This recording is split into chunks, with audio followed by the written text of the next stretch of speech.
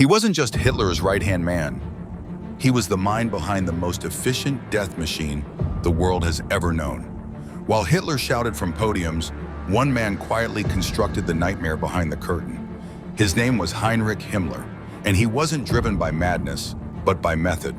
With a pen in one hand and absolute authority in the other, Himmler built an empire of terror.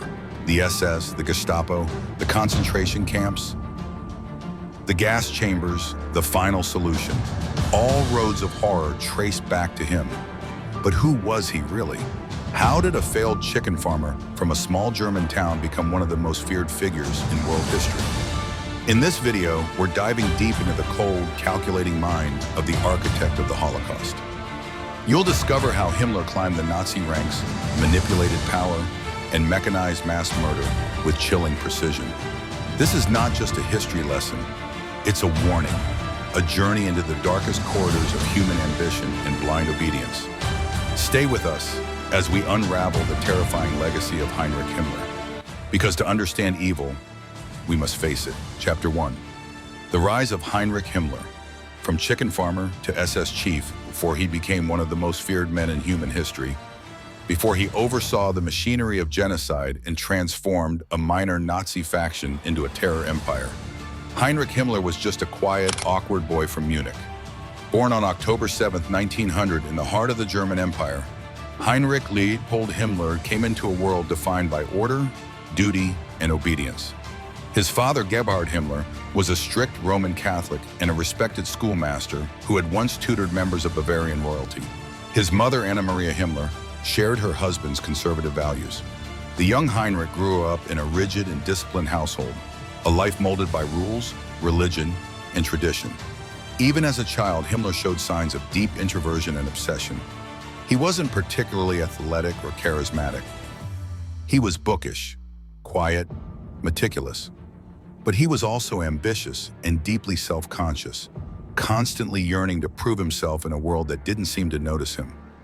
In 1914, as the First World War engulfed Europe, Himmler was just 14 years old. Like many young Germans of his generation, he was captivated by patriotism and the idea of glory in battle. He idolized German officers and dreamed of donning a uniform. But when he finally came of age, the war was nearly over. His application for a commission as an officer was rejected, and by the time he began military training, the German Empire had collapsed. The defeat of Germany in 1918 left the nation humiliated and broken. The once proud empire was in ruins. Political instability, economic hardship, and social unrest flooded the streets. Many Germans, including Himmler, were searching for something or someone to blame. For Himmler, this chaotic period was formative. He saw weakness in democracy and strength in authoritarianism. He was repulsed by the Treaty of Versailles, which stripped Germany of its military might and dignity. And in the shadows of defeat, his hatred began to grow, particularly against communists, liberals, and Jews, whom he increasingly saw as the enemies of Germany's rebirth. But Himmler's transformation wasn't merely political, it was ideological and disturbingly mystical. He became obsessed with the idea of racial purity, ancient Germanic mythology, and the occult. He studied agriculture at the Technical University of Munich, but his real interest lay elsewhere. He devoured books on Aryan supremacy, ancient runes, and pagan rituals. These beliefs weren't just fringe ideas to Himmler, they became the foundation of his worldview. In his mind, Germans were not just a nation, they were a chosen race, destined to dominate the earth if only they could be purified of weakness and corruption. And the ultimate corruption, he believed, came from outside forces, particularly the Jews. Himmler wasn't loud about these ideas. He didn't rant like Hitler or shout in public, but he believed them with a cold, bureaucratic devotion. His racism wasn't emotional, it was clinical, methodical, calculated. In the early 1920s, Himmler found the movement that would give his twisted beliefs purpose. In 1923, he participated in the failed beer hall putsch, a violent coup attempt led by Adolf Hitler. Though the putsch failed and many of its leaders were arrested, Himmler was deeply inspired by Hitler's charisma and vision for Germany. He officially joined the Nazi Party, NSDAP, in 1925 and quickly rose through the ranks. He wasn't a frontline fighter or a charismatic leader, but he had something the party desperately needed: organization. Himmler was a master of structure, documentation, and discipline. He thrived in the bureaucratic chaos of the Nazi movement, where others sought glory and fame. He sought control. By 1929, Hitler appointed Himmler as Reichsführer SS, the head of the Schutzstaffel, or Essen. At the time, the SS was a relatively small paramilitary group. It was subordinate to the larger SA, Sturmabteilung, which functioned as the Nazi Party's stormtroopers. But Himmler had a vision for the SS, one that would soon transform it into the most feared organization in Nazi Germany. Under his leadership, the SS evolved from a small bodyguard unit into an elite force. He handpicked recruits based on strict racial criteria. They had to prove Aryan ancestry back several generations. Physical fitness, ideological purity, and unwavering loyalty to Hitler and to Himmler himself were essential. Where the SA were rowdy and undisciplined, the SS under Himmler were professional, cold, and terrifying. They were not just soldiers, they were ideological warriors.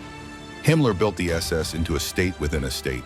By the early 1930s, he had taken control of the Gestapo, secret police, expanded the SS into the Waffen-SS, armed SS, and began laying the groundwork for the concentration camp system. But how did he gain so much power so quickly? The answer lies in his relationship with Hitler. To Hitler, Himmler was the perfect servant, loyal, tireless, and obedient. While others in the Nazi hierarchy craved attention and power, Himmler stayed in the shadows, quietly building the machinery of totalitarianism. Hitler trusted him completely, and in the brutal world of Nazi politics, where betrayal was common and infighting constant, that trust was everything. Himmler used it to centralize authority. He placed SS men in key positions across the country. He created entire SS-run schools, businesses, and intelligence agencies. He even envisioned a future where the SS would breed a new race of Aryan superhumans. In 1934, after the infamous Night of the Long Knives, Himmler solidified his power. With Hitler's blessing, the SS purged the leadership of the SA, eliminating rivals and securing dominance over Germany's internal security forces. The event marked the SS's rise as the true enforcer of Nazi ideology, and Himmler as one of the regime's most powerful figures. By the mid-1930s, Himmler was no longer just a party official. He was a master of life and death in the Third Reich. He had built a massive surveillance state. His SS ran the prisons, the police, the courts. He oversaw the early concentration camps, initially used to imprison political opponents, social outcasts, and anyone deemed unfit for the new Germany. But this was only the beginning. Himmler wasn't interested in temporary control. He wanted permanent transformation, a racially pure empire cleansed of all so-called undesirables. And as Germany prepared for war, Himmler prepared for something even more horrifying: the industrialization of murder on a scale the world had never seen. Heinrich Himmler's rise from obscurity wasn't fueled by charisma or military genius. It was fueled by fanaticism, loyalty, and a terrifying ability to organize. While others sought power with passion, Himmler wielded it with precision. He was the architect behind the Nazi regime's most brutal institutions, a man who believed in purifying the human race and saw murder not as crime, but as necessity. The boy who once dreamed of glory in war had instead become the cold engineer of genocide. But his story doesn't end here.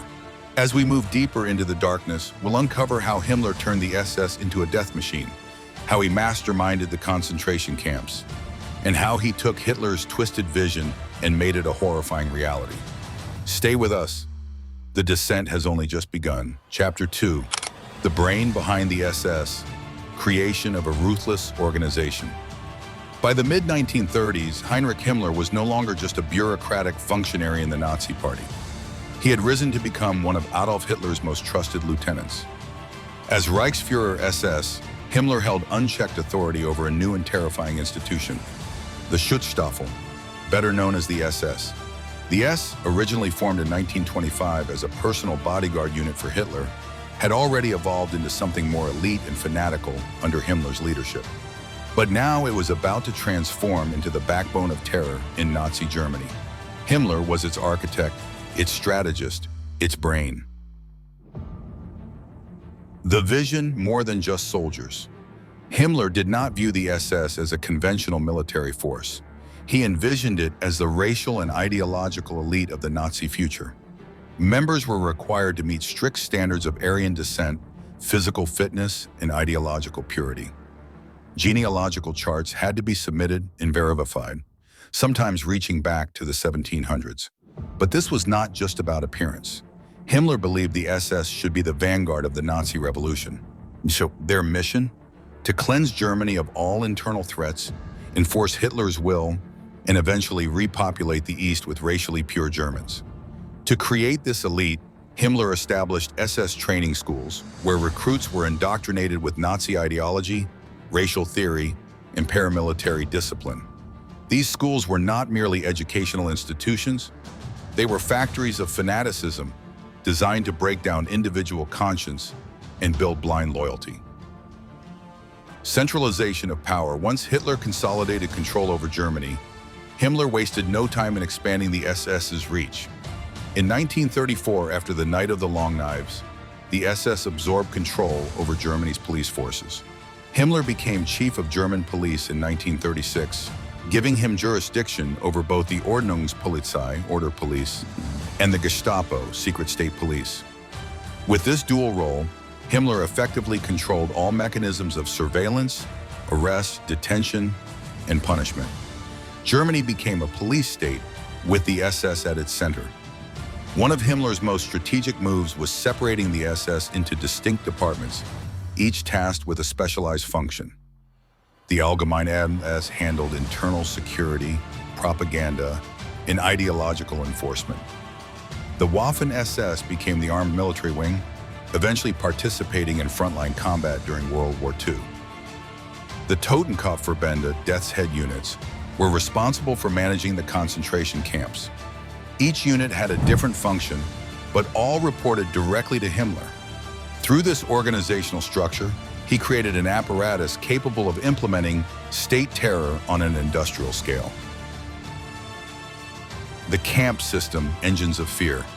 Himmler oversaw the creation and expansion of the concentration camp system, beginning with Dachau in 1933.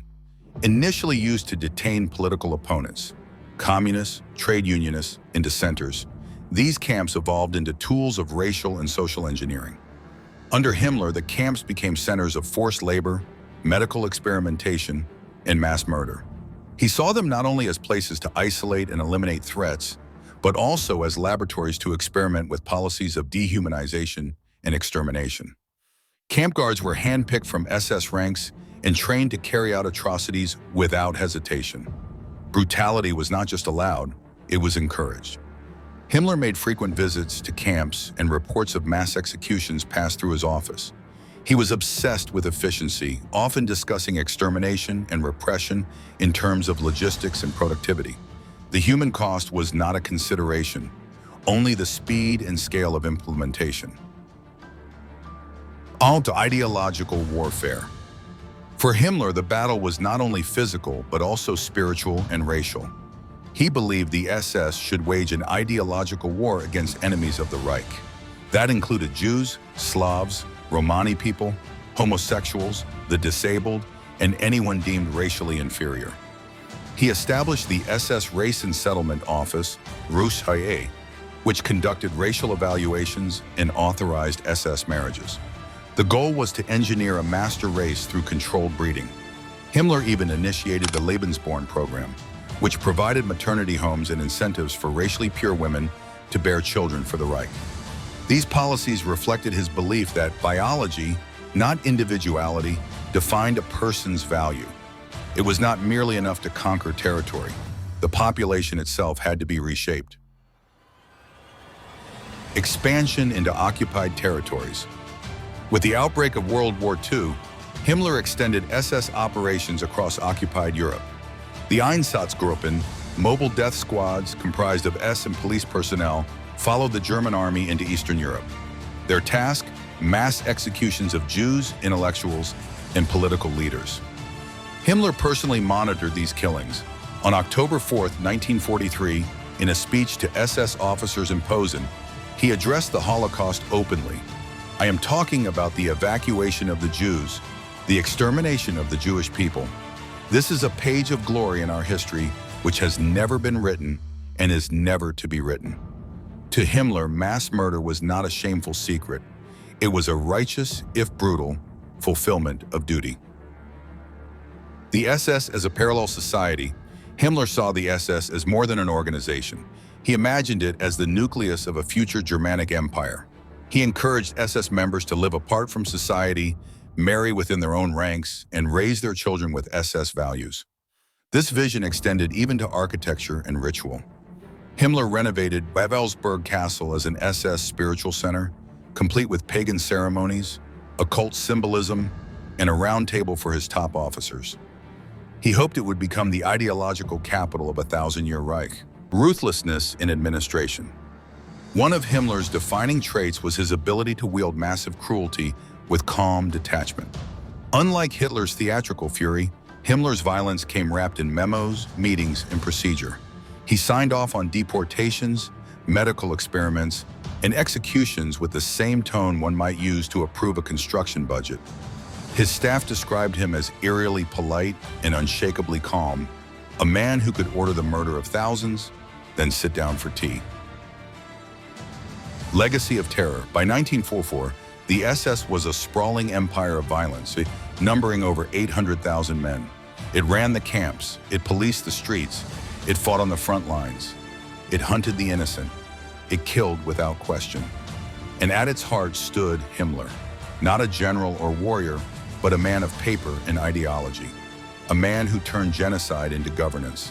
His creation, the SS, outlived even his own loyalty. In 1945, as Germany crumbled, Himmler tried to negotiate peace with the Allies behind Hitler's back. When Hitler discovered the betrayal, he dismissed Himmler from all positions. But the machine he had built was already in motion, its gears greased with blood. Heinrich Himmler may not have fired a gun in war, he may not have led troops in battle, but he was the brain behind the most ruthless organization the modern world has ever known. The SS wasn't just a force of repression, it was the very embodiment of Nazi ideology.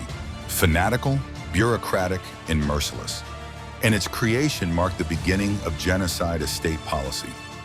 In the next chapter, we'll follow how Himmler's machine became the key architect of the Holocaust, a system of annihilation so vast, so brutal, and so methodically executed that its scars still define the conscience of the world today.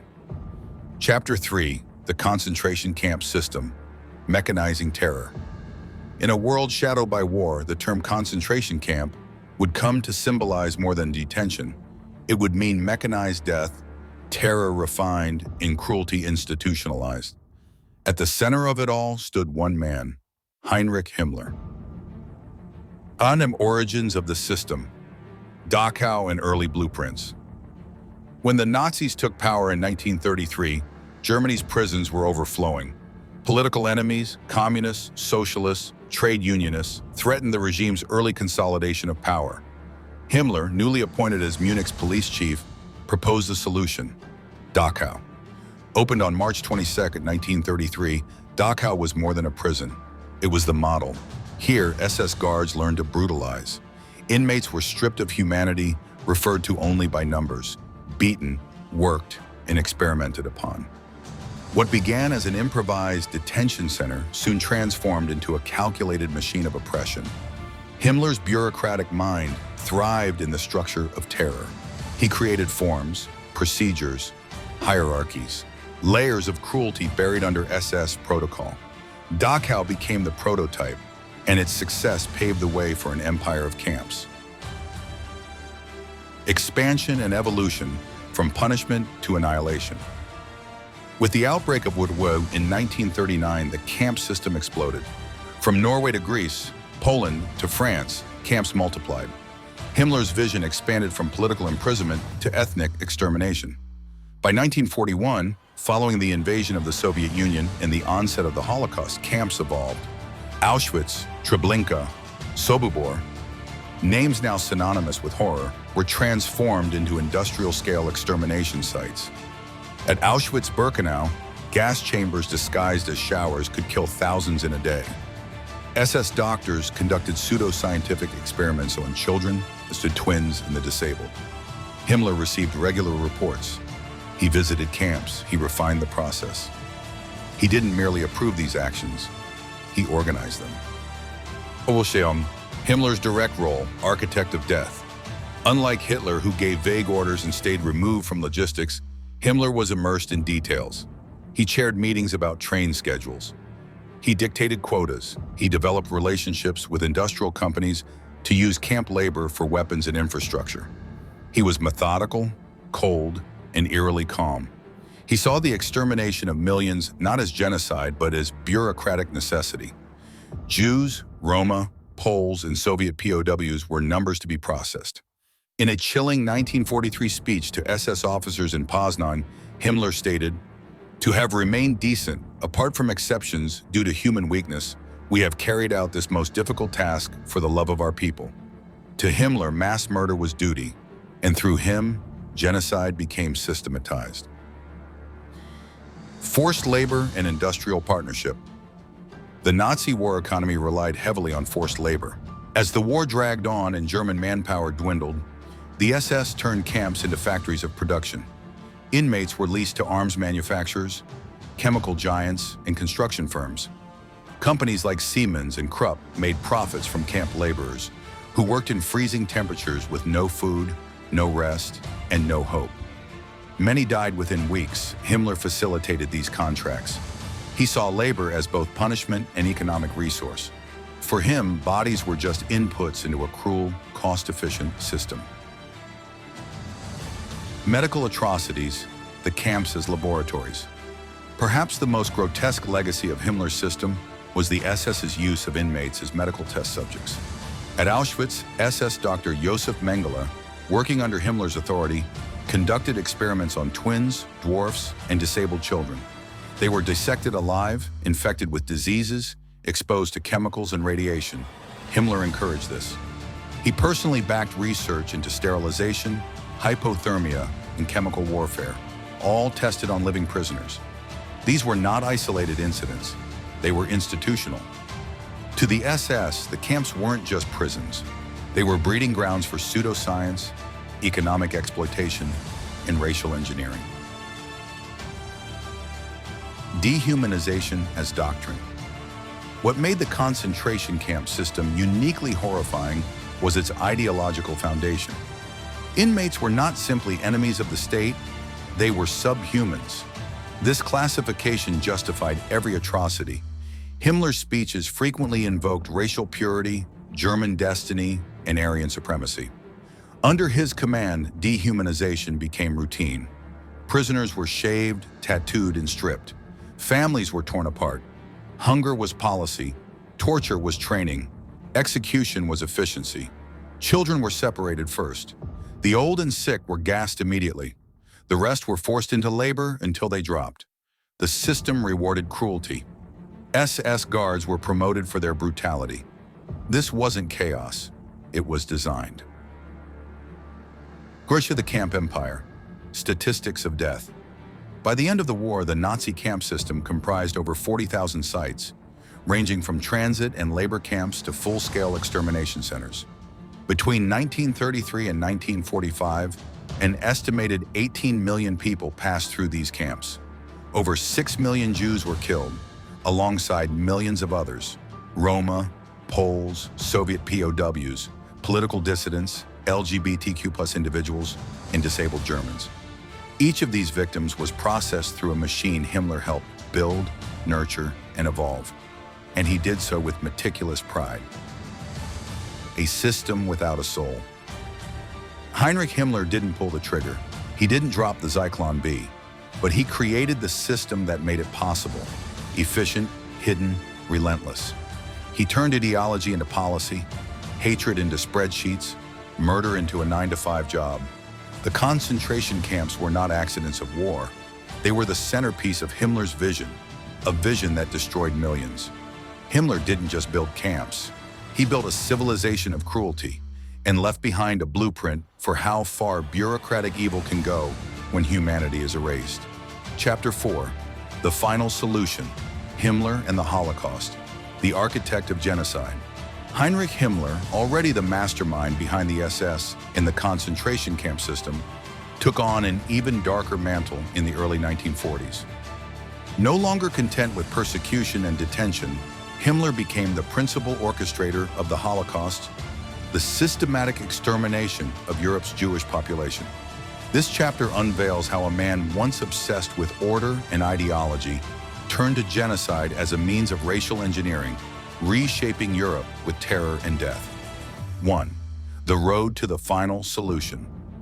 The progression from marginalization to extermination was gradual but deliberate.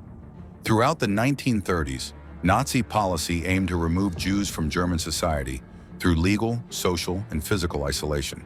The Nuremberg Laws of 1935, which Himmler helped implement, stripped Jews of citizenship and forbade intermarriage. Ghettos, such as those in Warsaw and Łódź, became holding zones for mass Jewish populations, awaiting a more sinister fate. Himmler initially endorsed plans for forced emigration and deportation, including the Madagascar Plan, which aimed to exile Jews to remote regions.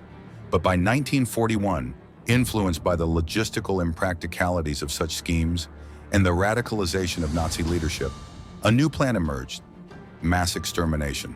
The Wannsee Conference, Bureaucracy Meets Barbarism. On January 20th, 1942, top Nazi officials convened at a villa in Berlin's Wannsee district. Chaired by Reinhard Heydrich, the meeting formalized what had already begun: the final solution to the Jewish question. Though Himmler did not attend, his fingerprints were all over the plan. As Reichsfuhrer SS, Himmler oversaw the SS agencies and personnel that would implement the Holocaust on a continental scale. The meeting minutes, cold and clinical, detailed plans to murder 11 million Jews across Europe. Euphemisms like evacuation to the east masked the true intent: genocide. It was not just an ideological decision, but an industrial, bureaucratic plan involving railways, local governments, and an army of willing collaborators. 3. Einsatzgruppen, death squads on the front lines. Long before gas chambers became the primary tool of extermination, Himmler's terror machine was already at work behind the Eastern Front. The Einsatzgruppen, mobile killing units, were formed under Himmler's direct command to eliminate Jews, communists, Roma, and others deemed enemies of the Reich. These units followed the Wehrmacht's advance into the Soviet Union in 1941. In towns and villages, they rounded up Jewish men, women, and children, often forcing them to dig their own graves before being shot en masse. At Babi Yar, near Kiev, over 33,000 Jews were murdered in 2 days. Himmler not only knew of these actions, he authorized and praised them. He even attended some executions himself, once reportedly becoming physically ill after witnessing a mass shooting. But instead of re-evaluating his methods, Himmler resolved to develop more efficient means of mass murder. His answer: mechanized death. 4. From bullets to gas, industrializing murder. The inefficiency and psychological toll of shootings led Himmler and his subordinates to seek new methods. Gas vans were introduced and later permanent extermination facilities. Himmler entrusted SS leaders like Rudolf Höss, commandant of Auschwitz, to innovate mass killing procedures. Auschwitz, Treblinka, Sobibor, and Belzec became death factories.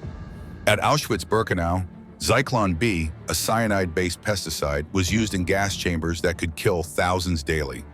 Himmler visited these camps regularly, issuing detailed instructions to streamline operations, minimize resistance, and maximize output.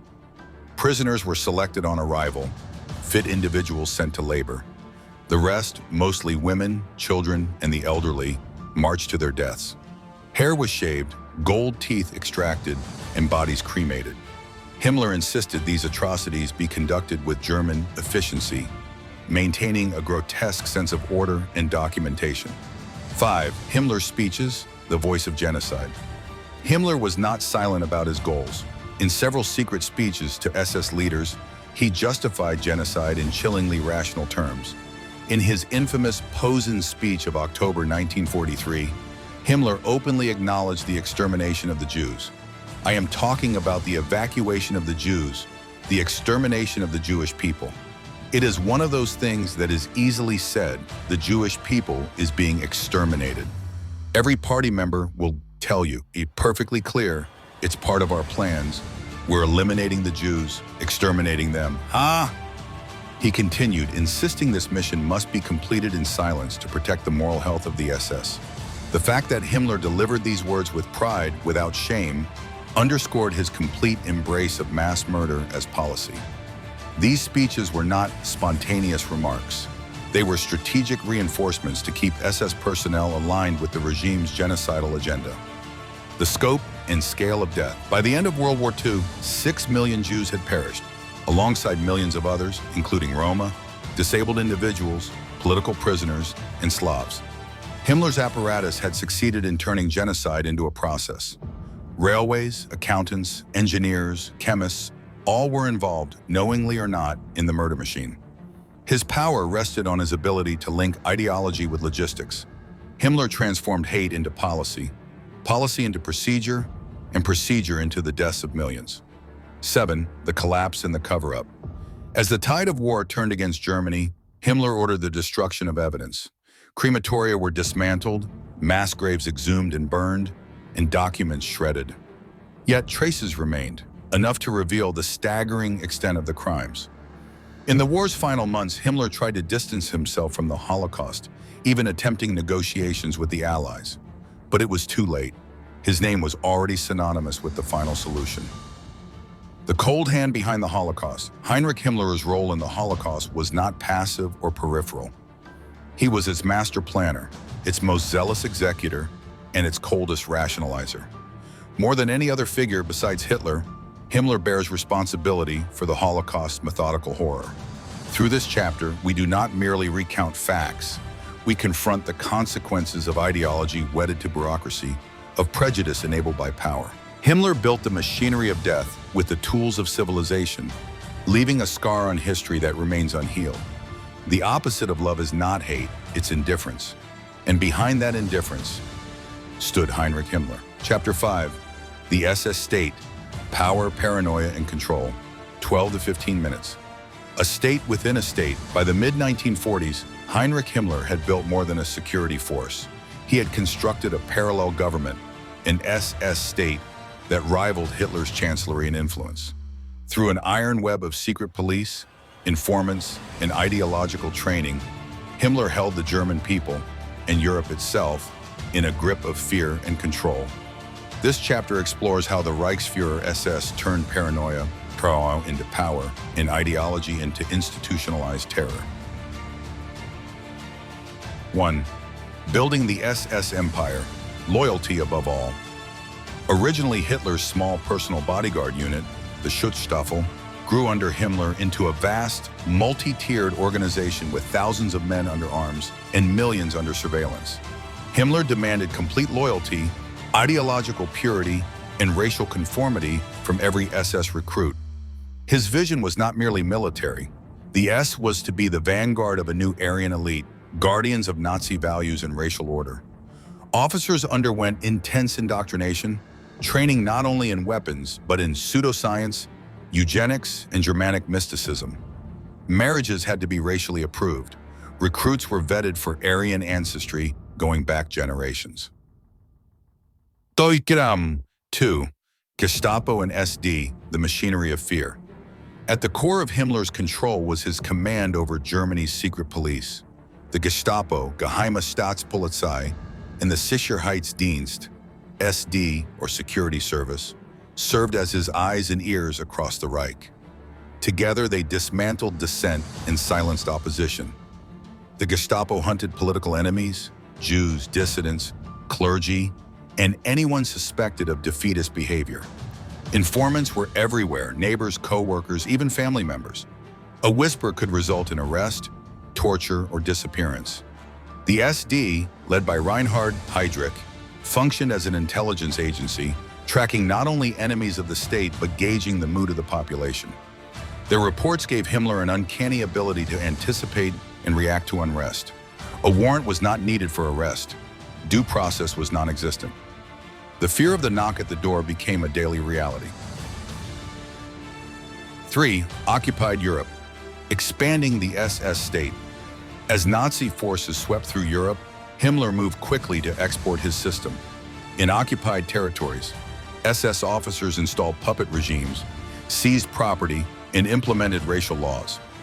Himmler's vision of a racially pure empire required brutal restructuring. Poland, the Netherlands, Ukraine, and France became laboratories for SS rule. Himmler divided lands into Reich commissariats governed by SS-appointed officials. These territories saw mass deportations, executions, and the imposition of German rule by force.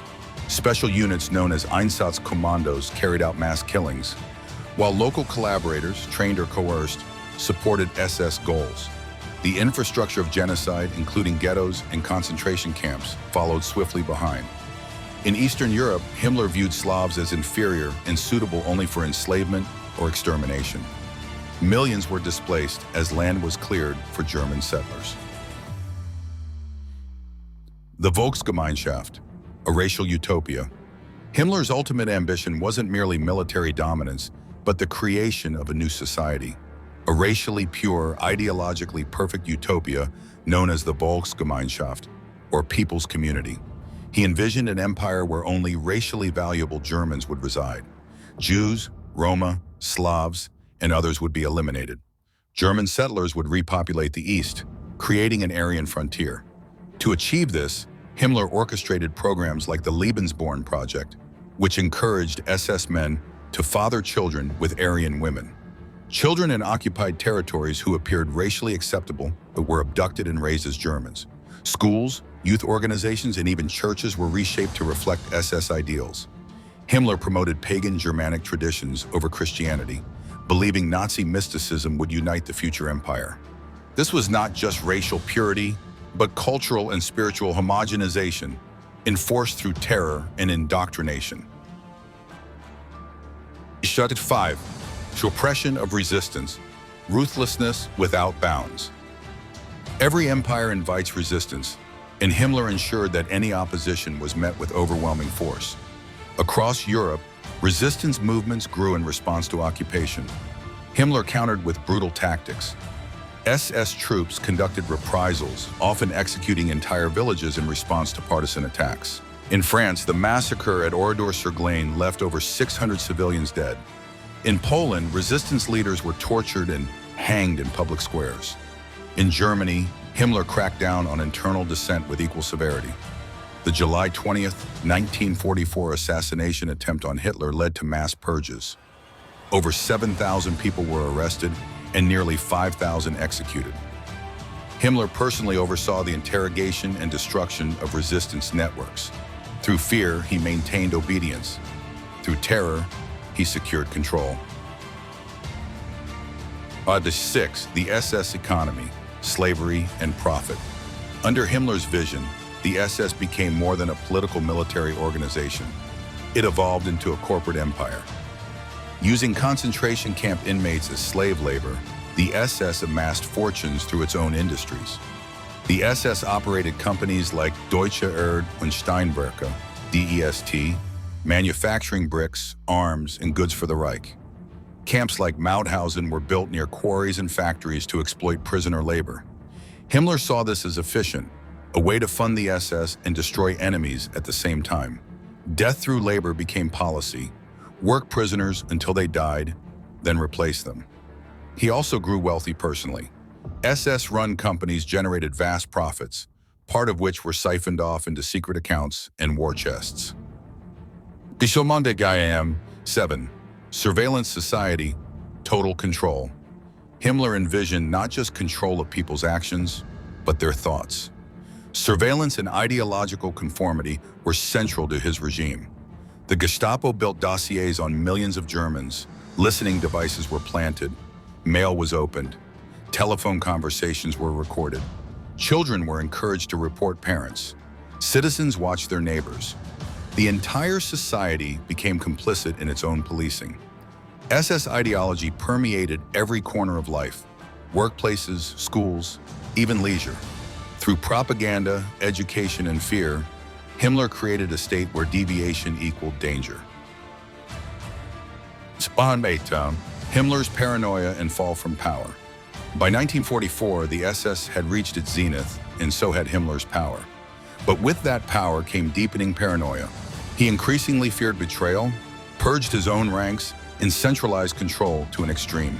Despite being one of Hitler's most trusted men, Himmler secretly initiated peace negotiations with the Western Allies in the war's final months. When Hitler discovered this betrayal, he stripped Himmler of all positions. The man who once ruled an empire of fear now found himself hunted. In May 1945, disguised and on the run, Himmler was captured by British forces. When his identity was uncovered, he bit into a hidden cyanide capsule and died within minutes. The SS state, as a warning, Himmler's SS state was not just a tool of Nazi Germany. It was a mirror into what happens when ideology replaces ethics and power replaces justice. Through meticulous organization, pseudoscientific obsession, and institutional terror, he built a regime within a regime, one that promised order but delivered death. His legacy is not merely one of crime, but of design. The SS state was crafted, planned, executed with purpose. It stands as a dark testament to what can emerge when loyalty overrides humanity and surveillance drowns dissent. The SS state was more than a chapter in history. It was a system of fear, born of a man who believed control could remake the world. But in the end, it only brought ruin. Chapter 6. Fall from grace, betrayal, and death. The unraveling of power as the Third Reich crumbled under the relentless advance of Allied forces in 1945, Heinrich Himmler, once one of the most powerful men in Nazi Germany, found his influence waning. The architect of the Holocaust and head of the SS sought to navigate the chaos, attempting to secure his future in a world where the Nazi regime was no longer dominant. This chapter delves into Himmler's desperate maneuvers, his ultimate betrayal of Hitler, and his demise. Himmler's secret negotiations with the Allies. As the Third Reich entered its final months in early 1945, Heinrich Himmler, once the second most powerful man in Nazi Germany after Adolf Hitler, found himself standing on increasingly unstable ground. The Allied forces were closing in from both the east and the west. Berlin was in ruins, the German army was fractured, and the once glorified Nazi leadership was in disarray. In this state of desperation and collapse, Himmler came to a grim realization. The war was lost. The thousand-year Reich was disintegrating before his eyes. Himmler, whose reputation as the chief architect of the Holocaust was well known, understood that if captured, he would likely face execution for his countless crimes against humanity. Unlike Hitler, who was determined to go down with the Reich and die in Berlin, Himmler began to seek a way out. The occult quest, Ahnenerbe, Wewelsburg, and the mythic SS under a sky the color of drowned pewter. The three-pointed bastions of Wewelsburg Castle simmer in torchlight, each flame licking the sandstone like a tremulous hymn. And deep within the triangular keep, Heinrich Himmler walks as quietly as snowfall, fingertips brushing the frost-cold stone as though the walls themselves might murmur forgotten sagas back to him.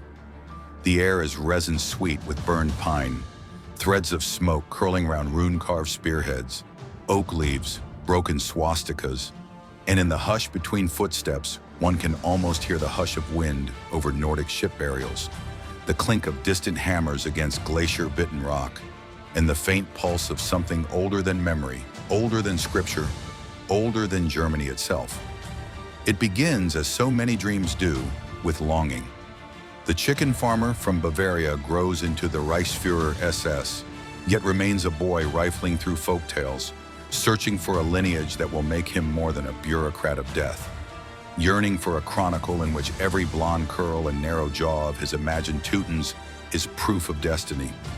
And because myth craves stagecraft, he commissions the Ahnenerbe, Ancestral Heritage Research and Teaching Society, an institute at once scholarly and feverish, where ethnologists pore over skull calipers beside Wagner-mad poets, and anthropologists annotate sagas while occultists trace ley lines across maps that stretch from the Danish peat bogs to the wind-whipped steppes of the Arctic, then down improbably through Persia's ziggurats, over the razorback spine of the Himalayas, toward an imagined cradle of pure Aryan dawn.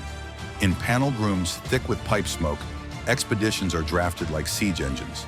8 men to the Tian Shan Ridge to measure Tibetan crania, 6 to Karelia to exhume Iron Age cairns, others to Brittany's standing stones where salt winds moan through megaliths older than pyramids. Each team carries cameras, chisels, and a tidy stack of swastika pennants, ready to claim the Earth's most ancient relics for a Reich not yet a dozen years old. They move outward on train tracks forbidden to civilians, their supply lists stamped Geheime Reichssache, secret Reich matter, and each mile traveled is narrated back to Himmler in perfumed telegrams. Have located sunwheel carvings on dolmen near Brest. Stop. Similar pattern to Trundholm chariot sun.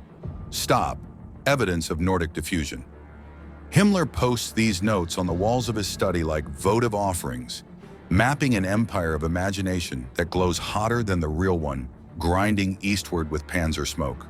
Yet all roads, real and mythic, bend back to Wewelsburg, where he refashions a 16th century castle into what he calls the Mittelpunkt der Welt, the center point of the world, drafting blueprints with trapezoidal towers so the whole fortress resembles a spear aimed at the heart of the Weser Valley. Below, in cryptic chambers sunk beneath the northern tower, masons in dust-choked masks inlay a circular hall with 12 granite columns for the 12 Obergruppenführer, and at the center they set a dark sun mosaic whose radial spokes ripple like frozen obsidian.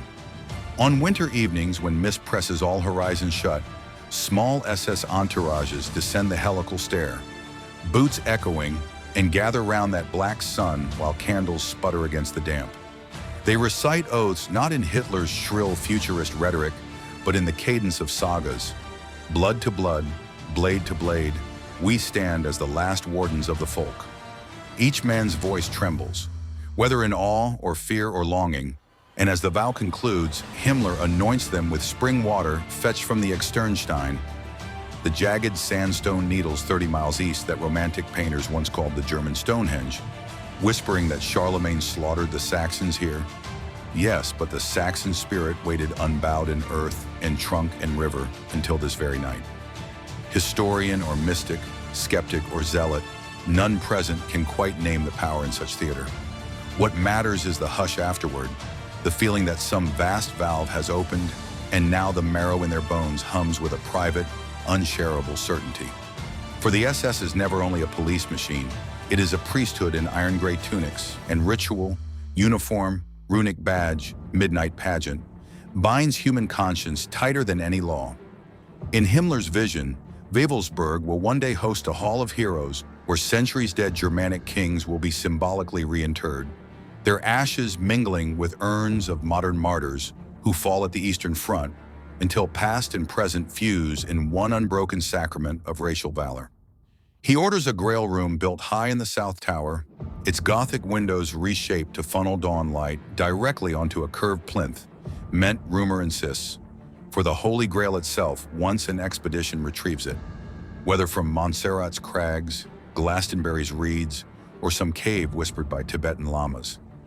Excavators, meanwhile, picket local fields for spearheads, fibulae, and potsherds that curators label proof of ancient Aryan rites, arranging them in vitrines along the castle's winding corridors.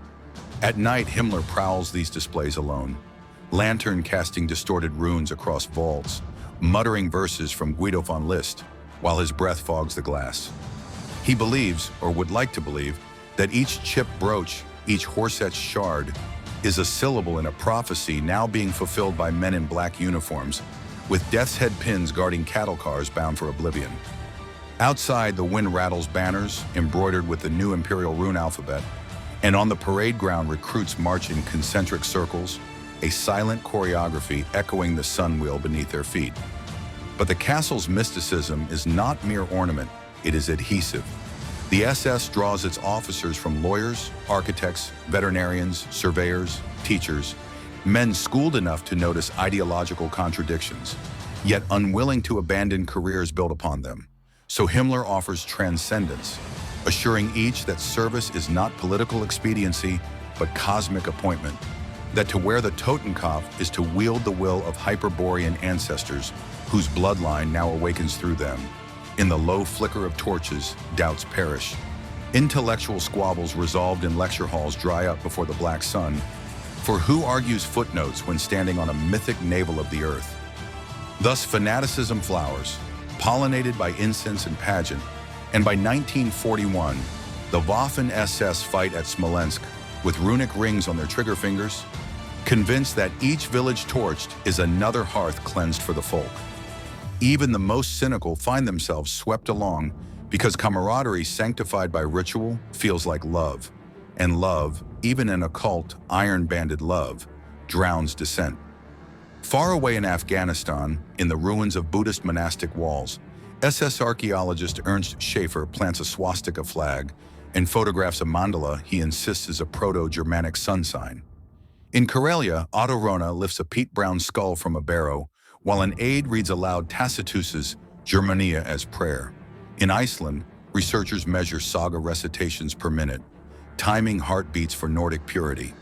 Each postcard-sized photograph returns to Wewelsburg and is pinned beside the Black Sun mosaic, expanding the Reich's spectral geography. The castle becomes command center of an empire of symbols. Here the runes, there the skulls, farther out the thousand-year echoes. By 1942, when trains crisscross Europe so often the night seems stitched with sparks, the castle garrison grows to 400 craftsmen and guards, and below ground, secret passages are rumored to reach the village graveyard, awaiting final cataclysm and rebirth. Yet for all the gravel-voiced ceremony, the valley itself remains indifferent. Autumn mists still curl off the Alm River, cows flick their tails in meadows, and villagers see only lights flicker in high windows while nightjars call. One day, though none within the castle can yet fathom it, the American 95th Infantry Division will arrive, their boots sloshing through April mud, and they will find Wewelsburg hollow, torches extinguished, murals half finished, the Grail room empty save for dust and a broken chalice stand. But tonight, as 1941 bleeds into 1942, the corridors are alive with ritual steps, and in the crypt, Himmler stands alone again, palms upraised, murmuring that the wheel has turned, the folk has awakened, and through smoke veils a granite sun glimmers, black spokes radiating like the petals of some poisoned blossom. Outside, snow begins to fall, silent as ash, covering tracks that run eastward toward lands where other fires already burn. Rivalries in the Reich, Himmler versus Göring, Heydrich and Bormann. The Reich's nerve center flickers like faulty film. Overlapping maps shimmer on walls, typewriters clatter behind half-shut doors, and amid the chemical smell of duplicating fluid, Heinrich Himmler glides past frosted glass and spectacles that mirror every secret he has just lifted. One split-screen frame overlounges Hermann Göring in brocade and morphine days, a Baroque dragon guarding Luftwaffe procurements and contraband chromium, while another captures Reinhard Heydrich. Razor-parted blonde hair and violinist's fingers flipping dossiers stamped Geheim, the young wolf who studies his mentor the way a successor measures a throne. And in a third panel, Martin Bormann stands squat at Hitler's anteroom, the dull farmer's stare disguising a gravitational pull that bends decrees, promotions, even whispered hopes toward his desk. Himmler's feud with Göring is oldest. In 1933, the Gestapo hatched in Göring's Prussian Interior Ministry, yet within a year, Himmler prized it loose by offering coordination. And ever since, the Reichsmarshal has watched his prized secret police march away in black jackboots. Publicly, Göring growls of loyalty. Privately, he nurses vendetta. At aviation conferences, he ambushes Himmler with snide jokes about the chicken farmer turned high priest, but the jibes ricochet off a man who treats ridicule as camouflage. When Göring demands exclusive police powers to quell rising worker unrest in the Ruhr, Himmler arrives with a thicker portfolio, cross-indexed crime statistics, counterfeit communiques of a red plot, and a decree pre-signed by Hitler granting the SS temporary jurisdiction. Temporary soon ossifies into permanent, and Göring stomps off trailing cigar smoke. Yet rivalry in the Reich is a circle, not a duel, and Heydrich's orbit intersects next. Their partnership functions like conjoined blades. Himmler supplies mystical vision and political umbrella, Heydrich the edge, the architect of terror who compiles enemy lists in Bach-fugue precision. Between them floats a silent pact. Heydrich may rise so long as he rises under SS runes, but predators know their own, and beneath the deference smolders a Darwinian countdown. Heinrich hints at replacing Himmler in whispers to adjutants, gathers personal loyalty oaths within the SD, tests the leash in Bohemia, where his brutal efficiency wins Hitler's praise, and every commendation strikes his patron like a ticking clock. Into this charged duet lumbers Bormann, weaponizing proximity rather than charisma. He alone channels the Führer's signature, controlling travel permissions, ration cards, and the smallest favor. Ministers queue outside his office like penitents. Himmler, craving similar intimacy, courts him with bound volumes of racial statistics and utopian farming plans, yet discovers that numbers bounce off Bormann's basalt patience. The tussle crystallizes over the East. Bormann envisions vast estates for party veterans. Himmler sketches SS agrarian colonies seeded with Nordic settlers. Each drafts memos flaunting Hitler's alleged blessing. Each leaks rumors that the other sabotages the war economy. In January 1943 at the Wolf's Lair, tempers erupt, coffee goes cold while Bormann accuses Himmler of forging a state within a state. And Himmler replies that order is impossible without unity, meaning, of course, unity under him. To cage all rivals, he wields not divisions, but bureaucracy. Agencies proliferate like spores. Reich Main Security Office, Ordnungspolizei, Waffen-SS, each overlapping until organizational charts resemble cobweb after storm. And in the blur, only one constant remains. Appeals rise to Himmler. When Göring howls at lost jurisdiction, Himmler offers to clarify, issuing fresh flowcharts whose arrows wind inexorably back to Prince Albrechtstrasse. Heydrich requires subtler restraint. Himmler recalls trusted aides, assigns him impossibly broad intelligence briefs, stretching the wolf thin while praising his unparalleled vigor. Fate intervenes in Prague, and at Heydrich's bier, Himmler's eyes glisten. Whether with grief or relief, no one can say. With Göring dulled by addiction and Heydrich dead, only Bormann blocks the horizon, yet Himmler's web tightens. Whenever saboteurs derail a train, he dispatches SS armored battalions that never withdraw. When bombers flatten a city, his relief corps erects tents branded with double lightning, trading soup for informants. Even a 1943 North Sea flood becomes stage for black uniform engineers who rebuild dikes while planting flags. By 1944, he commands domestic police, foreign intelligence, concentration camps, the Ersatzheer, and after July's failed coup, 2 frontline armies. Yet he still speaks in near whispers, apologizing for duplication of effort as he annexes another ministry overnight. Göring retreats to Carenhal's stuffed menagerie. Bormann scribbles ferociously but cannot match the reach of men with guns and files. And Himmler, owl-eyed, drafts rosters through dawn, feeding the furnace of jurisdiction with fresh coal. Freeze the film here, before collapse. Dossiers flutter, corridor whispers scurry behind oak panels, typed orders thump onto blotters, and in one last tense conference, Himmler's voice remains soft, almost paternal, as he plucks another thread of power. His rivals feel the tug too late, realizing the web was spun beneath their boots all along. Aftermath and echoes, the SS Legacy Beyond, 1945. In the ash-silver dawn of May, 1945, the Reichstag smolders like a gutted hearth, and the black ruins of the Schutzstaffel lie scattered across Europe, some ground into the dust by tank treads, others tucked like poisoned needles into the seams of civilian overcoats. Yet even as surrender crackles over shortwave sets, the old wires of SS command still quiver, transmitting last instructions through ruined streets and forest clearings. Burn ledgers, bury insignia, shave the lightning bolts from collar tabs, become smoke, become wind. So the empire of jackboots dissolves in 1,000 private gestures. A pistol flung into a canal in Vienna, a death's head ring sunk in a Norwegian fjord, cyanide capsules crushed between teeth in Lübeck haylofts, and by the time Allied convoys fan across the continent, the men who built Wewelsburg's crypt and staffed Auschwitz's chimneys have already begun a second migration, quieter than the first yet no less deliberate.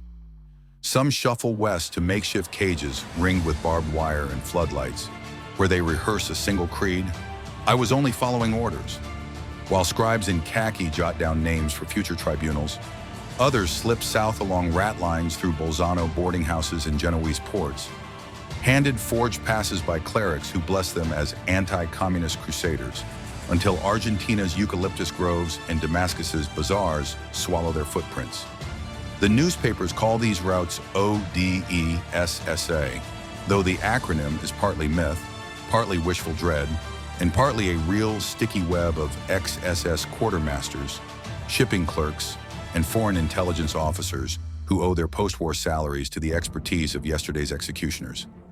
Inside courtroom 600 at Nuremberg, oak benches creak beneath the weight of history. Robert Jackson reads out counts of murder, enslavement, and war of aggression, and a pale bulb hums above Himmler's empty dock. He has already escaped judgment by biting down on glass shard cyanide in Lüneburg, but 22 lesser lords of the Black Order sit rigid while Sen projectors replay their camps in flickering monochrome. On the 1st of October 1946, the tribunal declares the entire SS a criminal organization, branding each rune a badge of collective guilt. And yet the ruling is a sword with two blades. It gives prosecutors a legal net, but it also drives former members deeper underground, where new identities bud like mold in damp cellars. By 1949, when the Iron Curtain chills every European dawn, American and Soviet case officers begin interviewing those same fugitives, weighing moral contamination against utilitarian value. Reinhard Gehlen, late of Eastern Front espionage, refiles his Rolodex under the Stars and Stripes, while Klaus Barbie, the butcher of Lyon, offers dossiers on French communists in exchange for a Bolivian passport. Thus, the SS, officially dead, is resurrected in fragments, its skills leased to new wars fought in jungle highlands and Berlin back alleys, its doctrine laundered through the blank ink of national security. Meanwhile, in German streets, the past settles like iron filings. Bombed foundations are bulldozed into memorial plazas, and stone plaques bloom where gallows once cast noon-black shadows. At Dachau, the first camp and now the first museum, school children tread gravel that once rang with skull-stick blows, and guides speak in measured tones so the horror does not drown the lesson. In Poland, on the birch-lined lane to Birkenau, survivors fold origami cranes beside rusted rails. In Israel, Yad Vashem lifts its concrete wedge against the Jerusalem sky, naming each murdered child like a prayer without amen. And across Western Europe, brass stolperstein, stumbling stones, glint at doorsteps, reminding passers-by that a neighbor's absence is itself a monument. Yet remembrance has adversaries. In hidden rooms from Buenos Aires to Spokane, men unfurl banners stitched with the Totenkopf, chanting oaths to a Reich reborn. On message boards, the Black Sun mosaic spins again, and avatars sign off with 88 kisses of binary devotion. Legislatures respond. Germany bans swastikas, Austria outlaws Nazi praise, France jails Holocaust denial. Still, the digital age multiplies every forbidden glyph, and algorithms cannot untangle irony from incitement. Every decade, the echo changes register. In the 1960s, it rings through tape recorders at Frankfurt, where former Auschwitz guards deflect blame onto ghosts in striped pajamas. In the 1970s, it thuds beneath helicopter rotors over Entebbe, where Israeli commandos name their mission for Yonatan Netanyahu, brother of a future prime minister and grandson of Litvak scholars murdered by SS bullets. In the 1980s, it surfaces in the trial of John Demjanjuk, whose Cleveland porch swing creaked beside hydrangeas, while prosecutors argued he was Ivan the Terrible of Treblinka.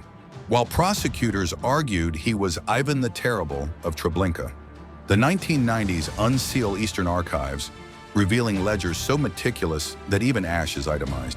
Scholars puzzle over why men who worshipped runes also adored filing cabinets, and the answer remains. Bureaucracy is the perfect talisman because it looks like order while breeding chaos. In Rwanda, in Srebrenica, in Darfur, observers cite the SS each time militias ration identity by blood, reminding the world that blueprints for annihilation circulate faster than antidotes. Yet the legacy is not only warning, it is also the architecture of justice. The very term crimes against humanity, coined at Nuremberg, becomes statute in Tokyo, in The Hague, in Bogota, The Rome Statute of 1998 carries SS mugshots in its genetic code, promising that no general may again shrug genocide onto foot soldiers. Forensic science, sharpened on exhuming camp trenches, now identifies victims in Bosnian minefields. Witness protection programs trace their lineage to post-war hunt teams that shadowed Eichmann through Buenos Aires bus depots. Even popular culture bears a scar. Science fiction villains march in SS-shaped helmets. Thriller novels recycle ODESSA as shadow cartel. And academic syllabi pair Goethe with Primo Levi so that Germany's song cannot be hummed without its dissonant chord.